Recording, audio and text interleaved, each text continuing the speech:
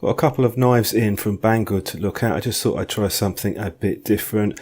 Now these come in with very basic packaging, and I'm not exactly sure they should be using the American knife manufacturer on the product or the box, but it is what it is. I'm just looking at it. So you've got a blade length of about 8.3 centimeters on the large knife, and the total length is around about 20 centimeters. That's not a legal carry if you're in the UK. The limit's 3 inches, and we've got 6.5 centimeters blade length and 15 centimeters total length with these. So as we're in the super budget segment, and I'm not an expert on knives, far from it, but I've used a few. The finishing is actually okay. It's heat treated aluminium on the handle, and you've got a clip. I had to tighten the clip up on the larger knife, but it was okay on the smaller knife. There's your locking mechanism, so we've locking blades on both of these. The quality on these is actually okay. They are super cheap. You wouldn't really expect that much for the price, but I mean, for a practical test later on, and just using them I've been using them for about 3 weeks now. They're actually working okay. There is a bit more to the knife scene than I was aware of, particularly with the types of steel and the heat treatment, etc. So there's more sort of science involved than the casual observer might think. There's no obvious attempts to reduce the weight. I've done a little weight test later on, and here you'll see the finishing on the blade as well is okay. It's semi-sharp.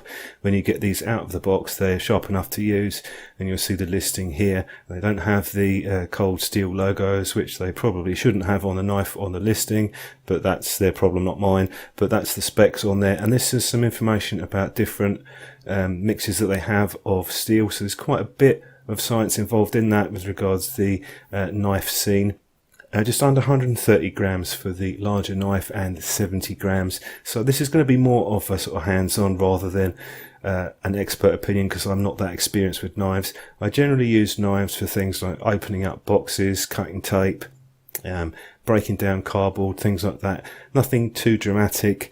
But I mean, I did go out in the garden. I was playing around with some sticks and stuff, just debarking some branches, and they were working fine for that. I did have to sharpen them up a little bit. You probably want to put them over a stone if you have one, because just to improve the sharpness. You wouldn't be cutting paper with them when you get them out of the box. But you could probably do bushcraft stuff. I'm just messing around myself. I'm not an expert in bushcraft either by any means. Or you can recreate the scene from Aliens and speed up the footage, as I have done here.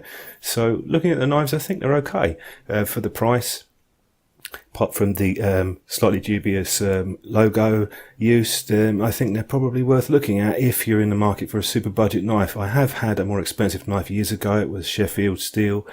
It was a rosewood handle on that, and obviously there is a big quality difference, but these will, for a lot of people, probably do the job. But if you've got knife experience, and particularly with metals and stuff like that, do leave us a comment below.